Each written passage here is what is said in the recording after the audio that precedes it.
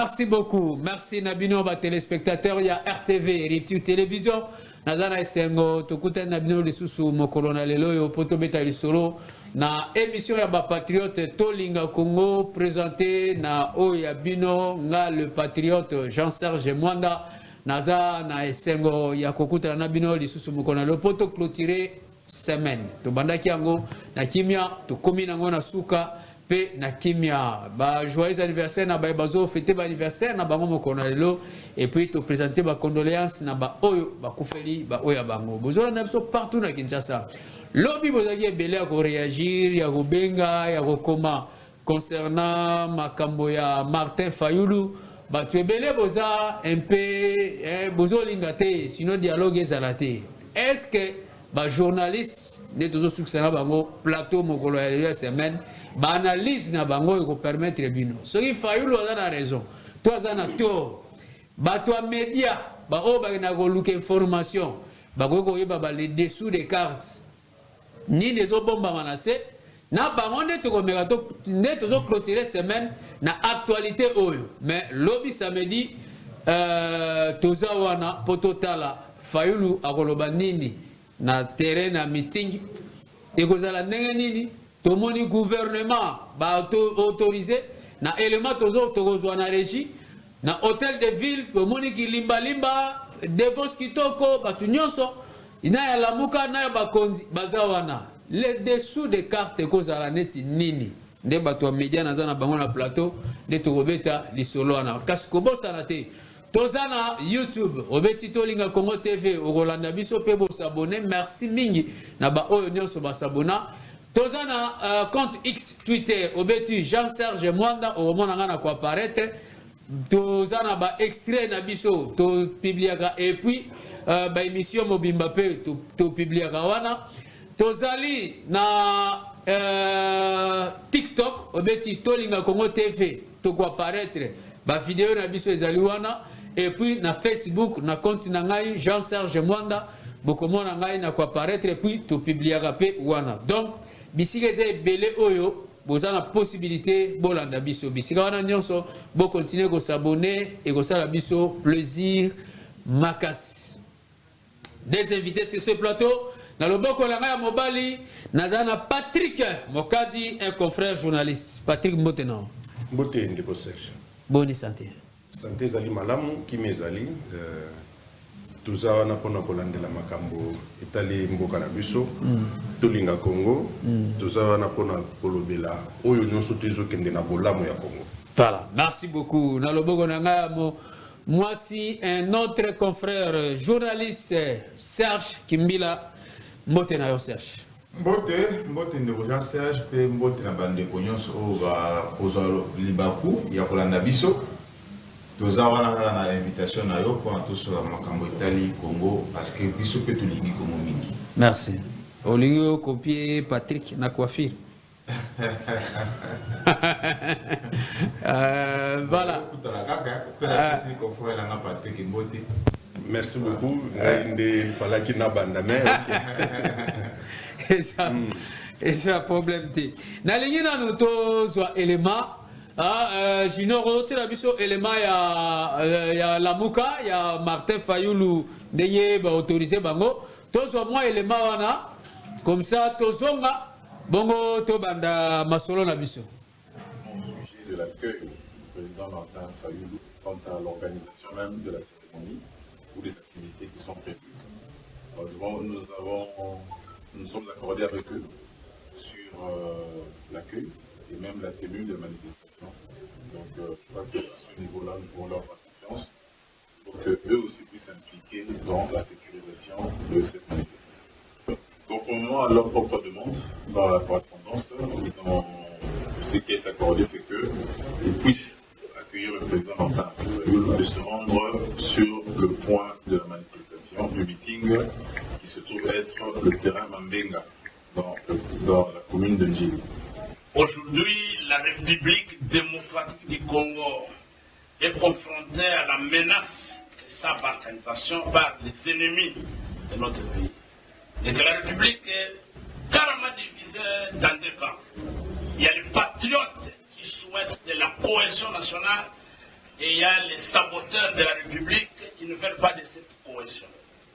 Voilà pourquoi, en harmonie avec l'hôtel de ville, nous avons convenu que nous irons à l'aéroport international d'Enjil pour accueillir le président, le commandant du peuple Martin Fayoulou Madidi, le samedi 31 août, là où il va atterrir avec son avion. J'ai dit à l'aéroport international d'Enjil. Et l'accueil va partir de l'aéroport jusqu'au terrain Mambenga qui est situé l'avenue de l'entrée Kimbuta. Nous lançons un appel à nos militants et à nos militants d'observer la discipline, d'observer la cohésion. Martin Fayoulou vient pour la cohésion nationale. Comme nous disons chez nous à décider, chez nous à la Mouka, Congo et Kolo Moko. Il n'y a plus de Congolais du Nord et les Congolais du Sud, de l'Est ou de l'Ouest ou du Centre. Nous sommes tous un seul peuple. Et aujourd'hui, le commandant du peuple amène le message de l'unité, le message de la cohésion des filles et des fils de notre pays. Et nous serons là, dans la paix, dans la stabilité, dans la cohésion, l'accueillir et nous partirons avec lui de là jusqu'au terrain Mabenga où il tiendra le meeting de la cohésion nationale. Merci beaucoup. Merci à toi, Junior Lushiku, Motonanga Kala, et puis à Igo Malela, Maboko Trépied. Patrick, Tolandi élément, hôtel de ville à prendre acte, va autoriser la Mouka, Bakeneko Yamba, opposant ou résistant au éviter Martin Fayoulou Madidi. Et la police est accompagnée pour sécuriser Bango. Balonga aéroport, Bakendeti na terrain, place Barossa la meeting, place Martin Fayoulou Banda États-Unis a lancé un meeting à cohésion nationale. Oyo Azrobi aza prédisponible pour un dialogue et salement pour un mboga na biso. Vous avez 5 minutes d'analyse. Qu'est-ce qui se passe en tant que journaliste? Eza crédible démarche à Fayoulou ou bien ça n'a dessous des cartes morona sewana oyo azako luga atteindre l'objectif na yeye moko koyeba peut-être. Merci beaucoup Ndeko Jean-Serge. Il y a des questions dans le poto, il y a Anguille sous roche. Ouais. Appel, il y a Martin Fayoulou et Bombi Makambo Ebele. Ndenge moko outi ko chuter awa motivation nini ezali na sima il y a appel il y a Martin Fayoulou. Nanyo sona tout lundi déclaration basalaki après avoir causé na hôtel de ville. Yo osuki kaka na ke la police eko accompagner bango. Mais na message ya hôtel de ville babengi batu tout bakende ko yamba Martin Fayoulou parce qu'il a un message très important à adresser à la nation. OK. C'est qui eza makambo eza na sima. Makambo nini zo salema na sima bango moko ne bayebi. Mais eloko moko Martin Fayoulou asengi tokende na dialogue. Mais bien avant Martin Fayoulou, un autre candidat malheureux dans l'élection 2023 et 2023, oui bien sûr, nani le docteur prix Nobel Denis Mukwege. C'est lui le premier. Ah non. Senga tokende na dialogue. A sali déclaration en Awad, ou bien a sali appel en Awad, aux États-Unis. Excusez-moi, Martin Fayoulou a emboîté les pas, a sali déclaration en Awad, aux États-Unis. C'est-à-dire, l'équipe presque dans le même couloir, c'est-à-dire, Bayebisi Bango Kaka, presque Maloba Moko, ceux qui boyo qualité, Makambezo Kendemabe. Il y a un souci dans le pays. Il y a un souci. Makambe Bimi, Papi Tamba, soi-disant. Parce que jusque-là, on a coutani na éléments, ils ont quoi câblé, nani. Papi Tambate. Mais les informations sont du genre un semblant. Il y a formation, il y a des jeunes à travers les clubs de football. Ils ont gagné des bangon na front. Na contexte actuel, il y a la République démocratique du Congo, vis-à-vis, il y a la situation sécuritaire sur l'étendue du pays, pour un dialogue est comme important. Ok. Na minute pour un dialogue est comme important. Pourquoi? Parce que frustré de rébellion parce que ces gens-là, en plus, que ces gens-là, ceux qui basent comme un niveau comme il y a aussi que c'est parce que Bazo se sentir frustré. Et pourtant, nous sommes tous frustrés chacun d'une manière ou d'une autre. Il y a une volonté d'instabiliser les pays. Et par conséquent, je trouve que c'est très important, Tovanda, Tosulula, qu'est-ce qui ne va pas? Parce que Martin Fayulu a lobby bien, la déclaration n'a a lobby bien, a lobby, ce qui to sololité, Tokobanda Kotala Kakambo Kanabiso Ningizali Kokende.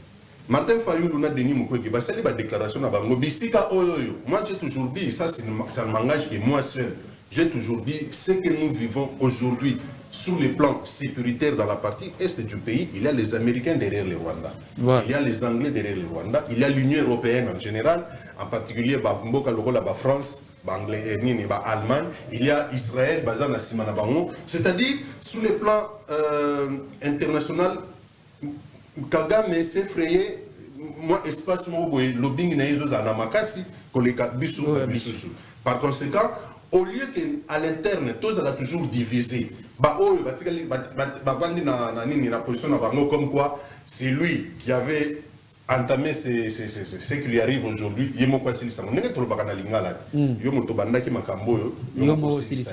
Mais ici, c'est une question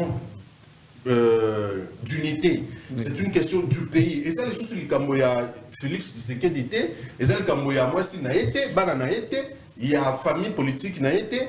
Et comme il y a Congo, ici nous parlons la patrie, nous parlons les Congo, la République démocratique du Congo. Par conséquent, et c'est à un certain moment, mettre un peu de l'eau dans nos vins pour dire que non.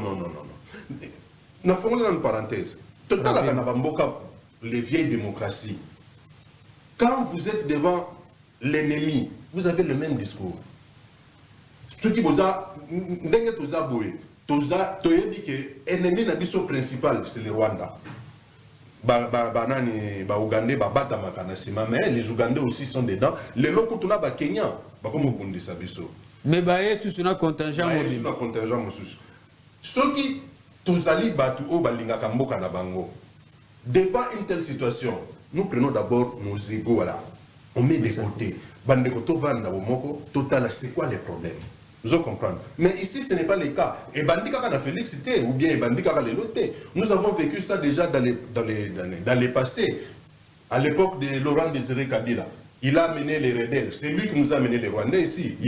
Moi, j'ai toujours dit que ceux qui toujours vivent la situation ici, c'est parce qu'on nous a amené des Rwandais, on nous a fait croire que c'était nos frères. Ouais. Mais en réalité, c'était nos ennemis. Et ils ont pris des postes et des commandements dans Boba Nabiso. Ils sont restés, ils sont restés dans une déclaration, Laurent Désiré Kabila dira quoi?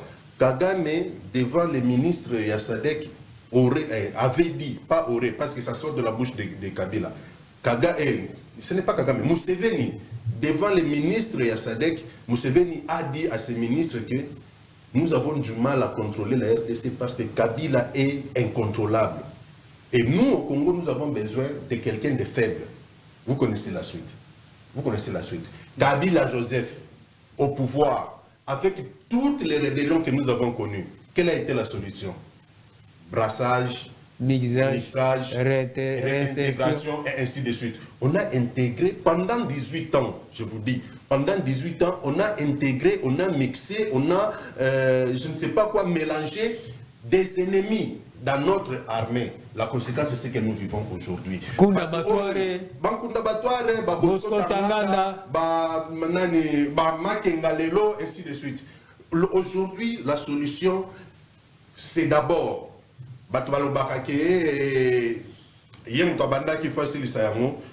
vous êtes infiltré dans le niveau appareil sécuritaire. Merci. Ça ne se fait pas en 5 ans.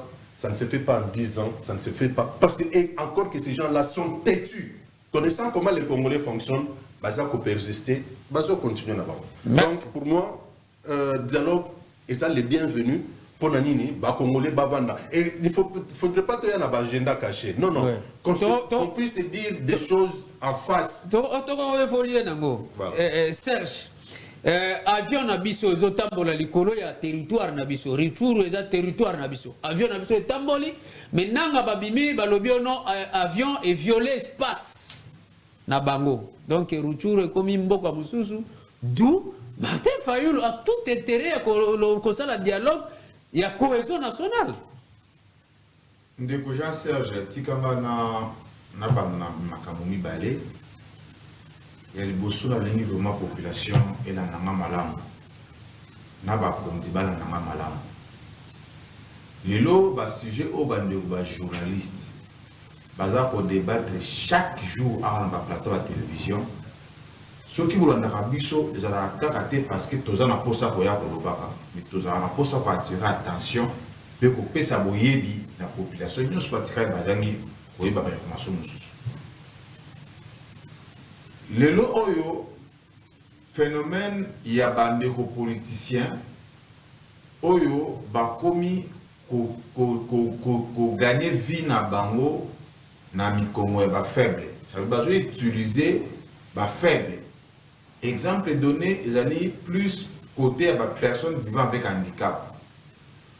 Tu remarques que les politiciens, a commis qu'on joua, tu comprends que a ndeko oyo bandakala, abana ke na mikila poto, azozo mbongo na contre ya ba handicapé ni tazana ONG na ye, aza encadre ba handicapé et pour tout la quitter, tant azo a Kinshasa ba millions saziona a kabula handicapé peut-être 1000 francs. Lelo tant que pouvoir de pesa miliété na ndenge bakanaki et comme ko kasko par quel miracle ko déstabiliser. Si j'ai lelo oyo, il y a ko déstabilisation à Congo. Oyo banguna baza ko sala. Martin Fayulu abengi toyoka. Ngape na zo dans sembele na bakonzi. Bolanda di kambwande ko oyo manque ya positionnement azali koluka ko fragiliser bandeko handicapé pour na ba fragiliser ba institution en place. De quoi ebani boyebi parce que ba réunion ça na siège à parti na ye ba bus ya ko bandeko pour na que ça des ordres ba ya ko bango na siège à parti na ye na suka mtakabula 1000 francs ezala kaka epai na ye. Ezali même méthode na bandeko oyo baké aussi mando kilelo parce qu'il y a lingi après révolter catégorie moi population à la carte à Kinshasa et puis ba bandi ba personne vient avec handicap bazaka la Kinshasa te bana ko mobimba bazo souffrir kala ko na Kinshasa carte bazaka ko mobimba et ndeko wana aza ko s'organiser ma casse pour que abana ko fragiliser ba institution à travers la personne va avec handicap à wana Kinshasa pour que elle a tanzoto na mokimbi mais vraiment élément na bandanango. Ce qu'on a un sujet na biso de Jean Serge. Koya ya Martin Fayulu to benga na union ya cohésion nationale et dans ba libosodi. OK. En tout cas, na mbula ona na mulelo yo na yo ba 20 fois déjà. Ba changer ba kombo le cohésion nationale ya unité nationale, union nationale déjà ça ba komba former les changements. Mais pourquoi est-ce que Ndeko Martin Fayulu a commis là? Bon, il y a le moment bien sûr à la Mouka. Donc, dans la Mouka, c'est comme si tu connais Martin Fayulu à la Mouki. C'est maintenant où je comprends que Martin Fayulu à la Mouki. Tout ce temps, Martin Fayulu allait être président de la République. Okay. Parce qu'il était candidat. Ce qui a joué, il allait être aujourd'hui, peut-être dans le mandat passé, il allait être président de la République. Quand on est quoi qu'il y a dans la région de Patrick Tamalobi que Bazo que je m'accorde parce que biso toujours temps pour l'anissa ça tout temps pour la momme tu bâtiment moelle dans la périphérie la biso par-ci par-là. Les Américains baza bien informés baza satellite biso dans satellite on va pas satellite ah baza ba ndenge nyonso sur le plan communicationnel, informationnel, tout est mis en place. Baza parmi les 2 ou 3 premiers pays puissants dans le renseignement. Le Congo que vous voyez, c'est un pays où Félix Tshisekedi dit un pays en Zambie. Parce que les Américains ne peuvent pas faire mais il y a quand même un Américain qui nous aime. Il y a quand même un Chinois qui nous aime. Qui ne saura pas voir le Congo se détruire. Tant que la politique na biso bazo bima. O peut-être bazan la vision mon côté dans Konjamboka, ça veut dire que bazan moins large, le taux il tout ça que moi appelle mon taux il moins bien. Tant ba yoki que non. Fragilité na bino na Congo. Et ça entre bino na bino. Voilà même en lettre lancé ah. Et ça pour ça parce que le biso na biso toujours mis comme ça faible. Pour na mon intérêt na biso ya mike. Faible pourquoi? Parce que quand on découvre Patrick Azuma, Patrick Azuma, il fallait pas y aller sur Maloba. Il fallait gagner sur Maloba. Vous comprenez?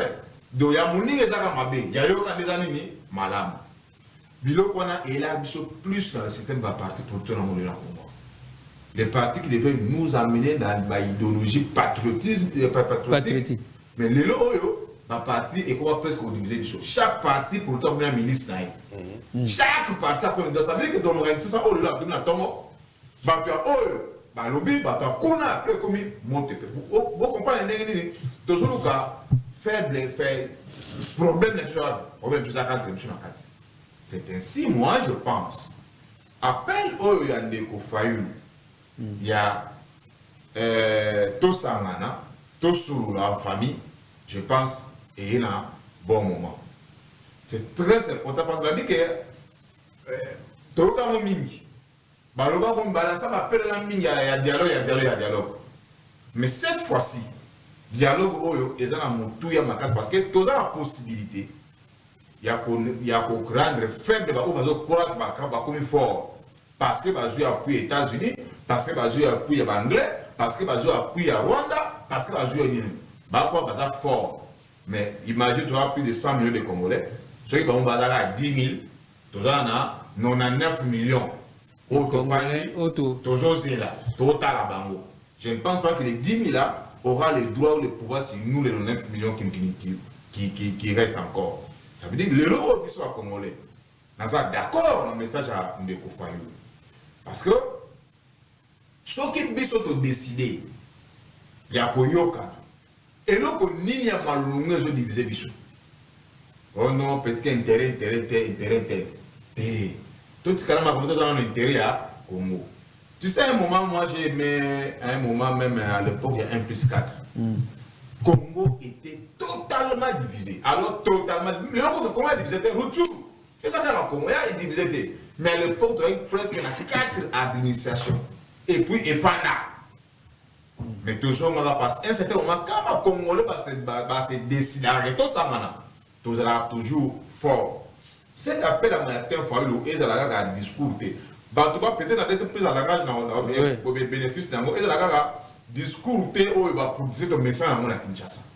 Mais est-ce maintenant quelque chose qui venait de tout cœur et que Bandeko va répondre à un appel. Une chose à Martin Fayulu a dit, le aussi Martin Fayulu a dit que à cause du président de la République, il reste toujours Martin Fayulu. Mukwege sera toujours Mukwege. Kamere restera toujours Kamere. Bahati restera toujours Bahati. Mais le plus important pour nous, que tous ces politiciens, on peut pas y aller même Makambo Fayulu bah il y a mon père. Makambo Fayulu bah on tout ça. Politicien monté que ça est bien. Azaï Koye bon bah bien. Merci beaucoup. Volonté. Comme l'homme de moi, je suis volontaire dans 500 euros. Je pense que ça idée est bien. D'ailleurs, moi, je veux que le pouvoir en place devant en bénéficier. Merci beaucoup. Patrick, ndenge au bandai koloba, souci nanga eza bato bazolanda biso bayeba. Parce que ba dialogue to énuméré ki yango awa lobby 63 depuis 1960. 63 oh déjà to sangani. Mais souvent et souvent quand on partage, il y a pouvoir.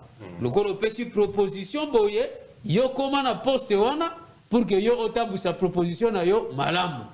Siko batu krenti na bango de place wana. Est-ce que Fayulu se sentir comme na suka pour politique za susute na senga dialogue tokene na dialogue tango tokokende kuna nana comme ata premier ministre président Félix Atikala président totambusa mboka ensemble, t'organiser une élection en 2028. En tout cas, tout ça dans la politique, tout est possible. Hein? Ouais. Tout est possible. Il y a comme on a pour réclamer nani vérité des urnes. Comme premier ministre, il y a Félix Tshisekedi. Bazomi benga ba résistant. Ngana comprendre bangote. Et l'autre pour résister. Et comme il m'a dans opposition. Hein? Quand tu résistes à quelque chose, tu te forces à opposer déjà. Nangina zongana nuna eloko moko. Na opé exemple moko. Mur de Berlin. Ok. Mur de Berlin, nous sommes ndenge tutangi kelasi. Ekoya na 1989. Ce qui n'a pas sonné. 1989. Mais avant Ekoya, qu'est-ce qui s'est passé? Il y avait deux blocs en Allemagne. Allemagne, celui de l'Est et de l'Ouest. Et parmi les deux blocs, il y a un bloc moko. Excrément. Moyena lubangona linga les até hein bazwa ba bosoto ya biso ya toilette ba boaka na ngambo ya miroana bazo boaka. Et vous savez en retour ce que les autres faisaient ba to ngambo so ba ngozwa nini bazui ba bilei hein ba sardine ba biloko ya vitamine quoi ya bien ba boakeli.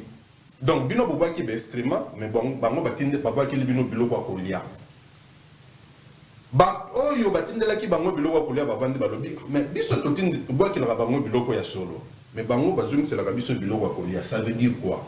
C'était tout un message. Et suka na 1989 Mirwana et kwei lelo la puissance économique il y a Europe c'est l'Allemagne. Voilà.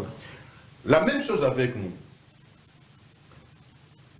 Parmi nous, en République, parmi les Congolais, parmi nous, dans la République démocratique du Congo, il y a des vrais et des faux. Les faux, n'est pas oyo baza prêt à côté Kamboka. Ok. Vous comprenez? Les faux, n'est pas oyo. À ce moment là, je me suis toujours posé la question est-ce que Moutounenga Botama Kiwana, attends ce que Benga Maki Ozala Mokonze. Et ça qui était que politique à éternellement à pouvoir. Au salin temps on a yo et coquille ok.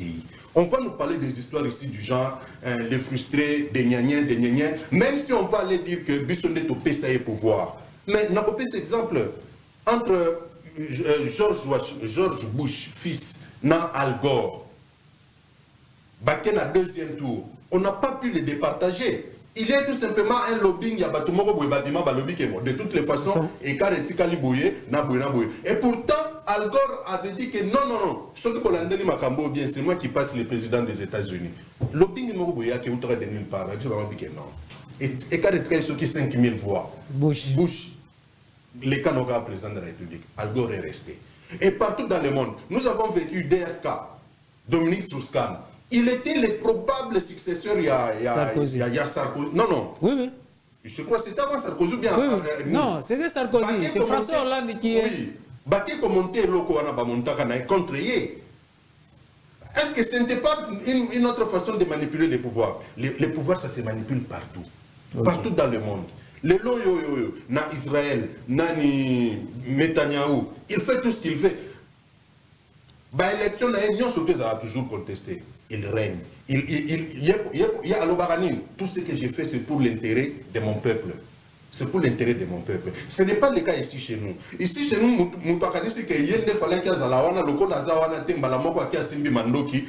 malheureusement, Bazo sera toujours soutenu par des grandes puissances.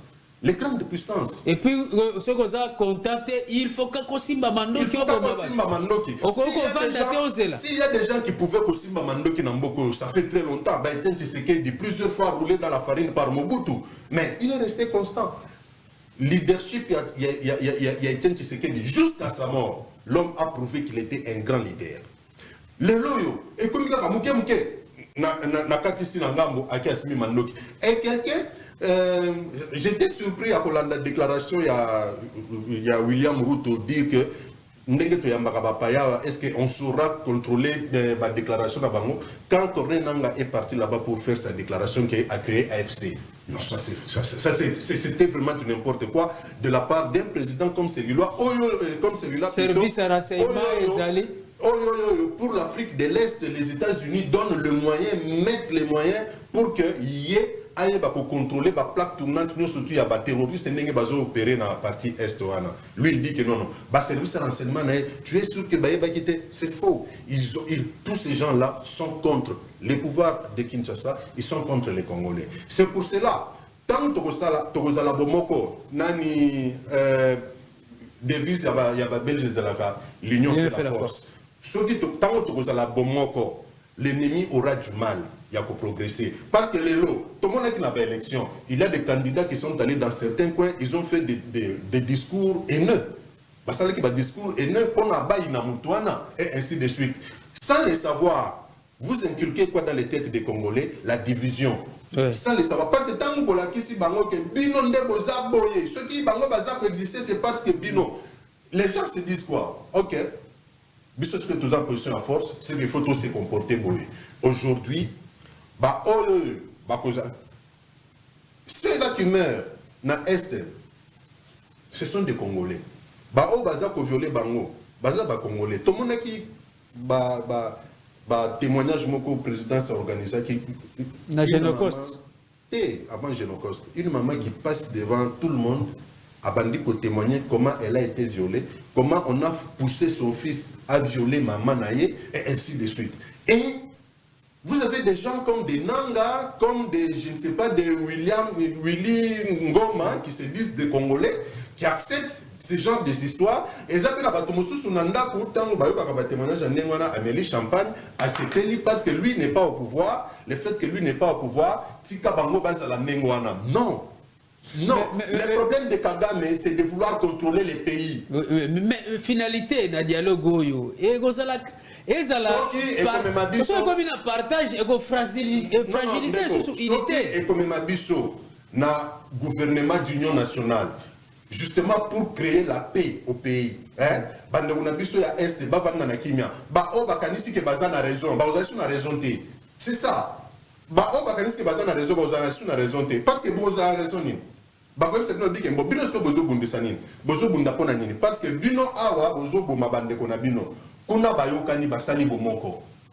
N'est-ce pas? Tokomi bomoko. Boko bundali susunini. Boko lobake bon, nani lokola Fayulu comme premier ministre, yepé tolingel susute. Non. Ici, nous avons besoin de vivre la paix. Nous voulons vivre la paix au vrai sens du mot. Ndenge nani. C'est un langage hautain de la part de Nanga. Ce garçon, excusez-moi. Nanga ne peut pas se permettre de dire qu'on a violé notre espace. Lui, il a quel espace? Ben, expliquez-moi, Nanga, quel espace? Nanga avait son espace. Nanga avait son espace qui s'appelait à l'époque quand il était la CENI. C'était son espace parce qu'il était le président là-bas. C'est lui qui avait un mot à dire sur tout ce qui s'est passé là-bas. Au moment où il n'est plus dans les institutions, il est devenu comme vous autres sur les plateaux, comme vous, comme moi. Il est devenu comme un simple monsieur. Il ne peut pas se permettre de dire que non, c'est malheureux. Alors, quelques minutes. Position ya Katumbi aboyi nae position ya cohésion. Excusez-moi, Katumbi a toujours été comme ça, c'est un caméléon. Katumbi a une place d'intérêt nae Zali. Quand il ne se retrouve pas, il se retourne contre vous. C'est un homme d'affaires. Namini Toyo, Katumbi a kanisa qui est pour dribbler bateau, mais à côté de Namoto va dribbler kate. Et c'est comme ça qu'il a pris cette attitude-là. Mais Katumbi, c'est un caméléon. Merci beaucoup. Naozo Xilo Maloba.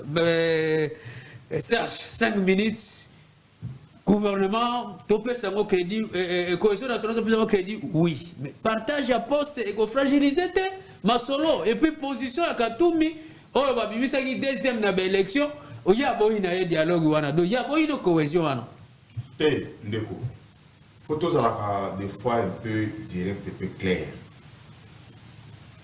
Au moni cohésion nationale et la cohésion. C'est un moment le plus crucial pour le peuple. Tant tout danger za liboso na biso. Pour na to qui m'a danger wana malamu to zo nzela. Ba sino que non, soko kinzela ka savu bukuna bazo kangaba. Yo ke suna nzela wana. Oko se nzela. Voilà. Appel Yandeko Fayulu, moi je trouve n'a pas insisté que les appel Moro est tombé dans bon moment. Ok. Ce qui n'a appel ouana, parce que jusque là, n'a fait foi, n'a appel ouana pour nous trouver une idée kolomba divergence nyonso et au sala qui peut-être nyonso kolomwate mais surtout il y a 1000 divergences peut-être kolomwata 900 ça est au tigre de la moquette to gérer normalement mais kolomba que appel on les années parce que Fayulu peut-être il comme premier ministre et tout je trouve ça jusque maintenant là et ça nous tout il y a aucun c'est pas mon likamboa OK union pourquoi j'ai dit ça le pouvoir en place on a 4 ans à Bango. OK ce qui n'a pas quel intérêt pouvoir en place pour l'instant pas quel intérêt Oya Bolinga Kabwana pour pendant en plein pouvoir na débit ça veut dire que ce qui est là que appel Oyo et en 2027 bon peut-être mois 2026 parce que gouvernement et union nationale ils allaient déjà pour l'attaquer un tant que ça n'a pas pour jouer il y a organiser bah biloko nyonso ils ont attend peut-être moi 2-3 ans les sous donc pourquoi glisser les sous pouvoir en place déjà na battant na ba organiser je ne pense pas que eza to ko cancela nanu de ko faire le kantiwa di kamabungu mais je sais que parmi les éléments qui soit disant qu'on a frustré un Congolais ou à cause qui n'a frustré un Cambotais et que vous pouvez vous répéter les Cambodgiens partagent la richesse en Boka. Hein? Donc moi et le coup batumusu baza moi likolo batumusu bana moi c'est net moi déséquilibre on a peut-être ba koki ko lukape pendant mais ce qui est cause parce que là de faire la lobby. Ouais. Non ba de musu pe non ba non, déjà, ma position nango eza nani Denis Mukwege eza déjà partant, Fayulu partant, vient Abisso Valentin Moubaki partant, et toujours c'est la Toyoka. Si nous avons insisté bien, eza les Kambouyaba congolais. Attention. Attention. Basango, basa partant nango déjà, confession religieuse, belé basa partant nango. Tout ce qui est pour l'intérêt du Congo, un vrai Congolais, ça n'est fois ça n'est à s'impliquer. Ce qui montre qu'il y a Zakunate, il faut lui poser la question. Il est Congolais ou bien c'est Congolais? Taxer mon tuté. Bisson mon côté à témoin, Toyeba. Qui est de la famille, qui ne l'est pas. Parce que le combat au Tozanango, c'est un combat contre l'ennemi du Congo. Moi, mon père me disait, l'ennemi de ton papa est ton ennemi. Et quelqu'un qui combat le Congo, par quelle magie, il doit devenir mon ami. Il est aussi mon ennemi parce qu'il combat mon pays, il combat mon peuple, il tue mon avenir. Il tue mes enfants. Il tue chaque jour, comment il doit devenir mon ami. Ça veut dire que tu comprends la moko. Parce que nous avons des langages. Nous avons des langages. Langage est liboso. Il était au Anato, appel il y a de frères wana. Et ça malam. Mais il faut participer. OK. Parce que tu penses que il besoin de goût. Il y a créé la rébellion, il y a parce qu'il y a au finish à le pouvoir. Pour dialogue, répéter la même chose. Tobe na suna na table de négociation na biso. Tobe na suna makenga na table de négociation na biso. Pour que Thomas na suna pouvoir, to peut ça leçon ni va to sima. Ça veut dire que pour notre place, faut na que des rébellions, na zo isika. Moi je dis oui pour lutter, mais non pour tous ceux ou celui qui a été appelé rebelle. La table wana za. L'union so pays na biso est déclaré rebelle. Na table wana ozalate. Uniquement pour parce que les décisions sont payées aux joies et ça va contre Bango. Et puis ça va au lion sur la peine à sous-entendement ou à Kenga persona na Mexico ça la boue. Nous bah soutenir na sima na film nous nous des termes. Bah soutenir na sima na munduki le bien négocier le pouvoir bah on peut ça en poste. On a plein de rebelles. Les gens qui ont des sangs dans l'air, même en Congo, on a même le pouvoir. Et ce sont eux qui dirigent, ils ont l'argent, ils ont moyen. Plus que bateau, tu vas s'y mandrer. Ceux qui doivent accepter le dialogue, en terme de frère jouer cohésion, en terme de cohésion. Cohésion nationale, oui, mais avec les Congolais intègres. Ça va nous aider à épargner situation oyo ezokaka mikolo nyonso ndenge toboyaki brassage ndenge toboyaki mixage ndenge toboyaki intégration biloko nyonso wana mpe toboya yango. C'est lui qui est maintenant là la rébellion na mamando qui a bombé la population na biso atika la kuna. Maintenant c'est la force de notre unité au combattre. On comprend? Ça veut dire que hier la rebelle atika la rébellion na ye seule arme na biso combattre dans la unité na biso ba ko combattre parce que ba ndeko wazo mwana ba noko ba ko ba se désolidariser na ye a otika la ye moko a sa déclaration que naza congolais na tiki na mandoki. Mais à Royal, on a mis parce que si on a la table de négociation, donc on peut savoir tout ça, il pour on a pouvoir dans Congo. Il faut que aussi ba rebelle, na ke na sala boyena boma bato ebele ko bananga basali, na suka lango ba négocier na kuma premier ministre, na kuma ministre de la défense, na kuma kinga na kuma kingani. Oh, faut avoir précaution très bien avant. Je pense pas que même dans toi Fayulu, et ça faut bien ça na na cohésion. So on a comme ba bon que Fayulu, aligné pe na cohésion na nanga ça. Ça veut dire que Fayulu a comme suspect. Voilà, Patrick Ozana, 3 minutes. C'est Serge Père Rosa, 3 minutes. Pour la tokena parce qu'on avance déjà na biso d'ici là. Programme Foazwa, programme Soussou. 3 minutes na yo wana condensé yango vraiment na résumé nyonso na message nini ko lancer na ba autorité au bazolanda biso en tant que journaliste, en tant que domaine quelqu'un y a domaine à presse, historien du présent, ou na ba secret belé, ou amena investigation, pendant 3 minutes au passé message na yo concernant l'ikamo tolikanisi ya Martin Fayulu ya cohésion nationale. Merci beaucoup ndeko Jean-Serge. Il y a liboso na koloba boye. Biso no surtout tant que tokomi ko s'intéresser à l'histoire du monde. Nous nous sommes rendus compte que la majorité, il y a pas guerre, ou bien majorité, il y a pas problème où ils ont un gouvernement et soit un dialogue. Une bonne partie est qu'il n'y a qu'un dialogue. Si France, par exemple, Bazo qui est le deuxième mois dans le gouvernement. Voilà. Le gouvernement qui était là, ils ont démissionnaire. Au moment où nous parlons, le président Macron a contacté classe politique pour contacter et voilà. Ils ont consulté. Tant chef de l'État, c'est la consultation. Macron a consulté. Ils ont consulté classe politique pour que va parvenir au Bimisa gouvernement d'union nationale. Voilà les bosso. Yami Balé. Joseph Kabila Tango comme président en 2001. Akuta ki mboke zalaki morcelé. RCD bazaki nangambo na bango MLC nangambo na bango banani Jean Mbusa Nyamusi côté naye oyo bakangie na nini na Lumbala Roger Lumbala zaki nangambo naye. Ça qui a fait que on s'est retrouvé avec un gouvernement d'union nationale. C'était pour la première fois dans l'histoire du monde 1+4. Voilà. Un président plus 4 vice-présidents. Et là, on va laisser la makapona nini pour que Congo et Zonga, Bomoko, Tozala, Bomoko.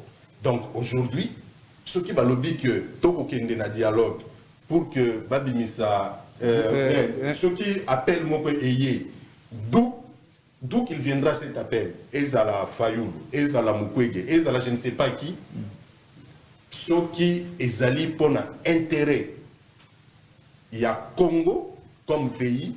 Il y a des Congolais, moi je soutiens. Okay. Qui participe à ces dialogues? Serge, président de la République à Loba Yango. Depuis que la résurgence, il y a M23 et Bandi, Tangakangi, Bunagana. À Lobaka, na kotika la kosolo la na ba terroriste wana te. Tous les informations selon lesquelles le président de la République il est sous pression chaque jour par ceux-là qui le poussent. Il y a Asolola Nabango. Je me rappelle une fois parmi les conseillers un de ces conseillers me dira que Félix Azoun Selaki Bango Maloba Bino, puissant que vous êtes, qu'est-ce que vous avez toujours dit vis-à-vis des rebelles, des terroristes? Les États-Unis ou la France ne négocient jamais avec les terroristes. Pourquoi vous voulez nous imposer, nous, ce n'est pas Nanga, ce n'est pas Makenga, ce n'est pas... C'est Kagame, il faut le citer nommément. C'est Kagame. D'où ceux qui Kosolana Moutou, il faut Kosolana. Kagame a reconnu, parmi ses points de presse, il a reconnu que depuis que M. Tshisekedi est arrivé au pouvoir, il nous a créé suffisamment de problèmes en Afrique. Ça veut dire que nous sommes tous Félix Tshisekedi dans Sala. Pour la bien à Congo, un jour, peut-être aujourd'hui, ça va payer. Moi, je suis de ceux-là. Congo tellement makasi. Je n'ai pas dit que le fait que je n'alingi Congo, c'est ceux qui n'alingi n'a comme attaque bourgmestre et à commune Mogo, ceux qui n'ont joué en côté Mbalamoko n'a qu'à rébellion. C'est déplorable. Il y a aussi des journalistes qui n'a rébellion. Excusez-moi. Bazo tenir image la biso ba journaliste. Les Congos souffrent d'un problème, c'est les Congolais eux-mêmes. Les Congolais eux-mêmes. On a comme l'impression que le petit peuple, Bangonde Balingi Congo Mingi, qui ba oyoyoyo, si Bagouta déjà Bilengi Amboka, Bazouz a un problème. Le fait que continue à secret à Congo, comprendre ce que c'est le Congo, Bamoni Awangai, Tim Kronakoku fait Fona Zalaka Kawana. Mais en réalité, le Congo ne mérite pas ça.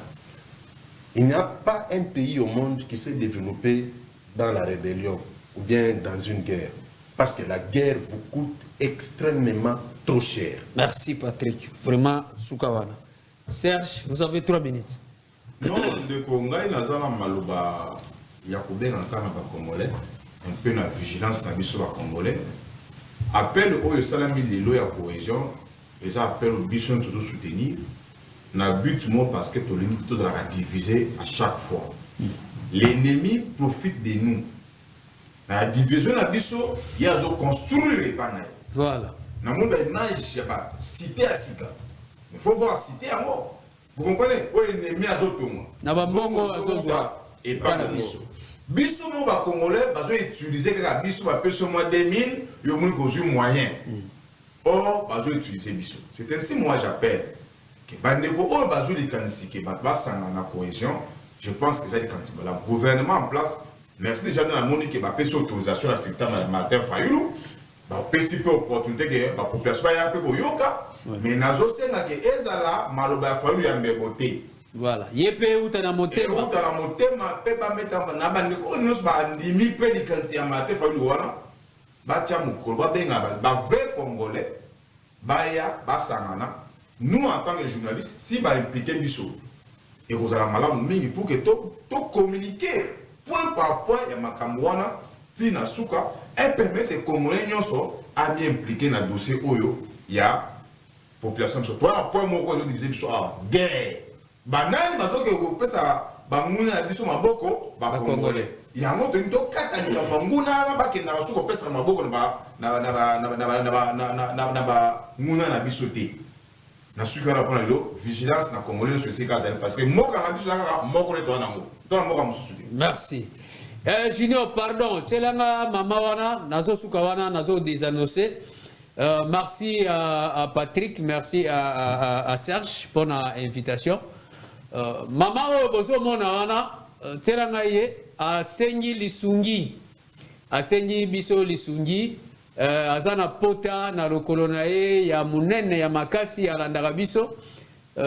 Junior a legislatif côté Pota wana zali voilà Pota yango wana mama azo senga lisungi c'est vrai batu bozo landa biso présentement na YouTube bozo landa biso bino non se boteka ba commentaire to pasi na ye to lugata $5 $10 oh non so kozana ngo to sangisa yango to benga ye aya azwa ata bwana bakende kelasi to a se faire soigner donc ezali lisungi ni azo senga et ça va compatir dans mon thème, mais tout ça qui s'appelle quelque chose, tout sunga maman na biso wana azwa yango. Mobile ya kimakiye pour komi pena pota, mais pota wana eza mbanzi ya kamundele nde randreye na ndenge e komi pe mal soigné na ndenge e komi wana. Donc numéro eza wana benga biso poto kutana na bino. Tokutani semaine prochaine toko revenir na actualité Martin Fayulu repesa nini comme meeting ya samedi. Et puis, banani bagosala, et puis bagosala événement ya ndenge nini. Kokutani semaine prochaine. Bona to kutana. Merci beaucoup.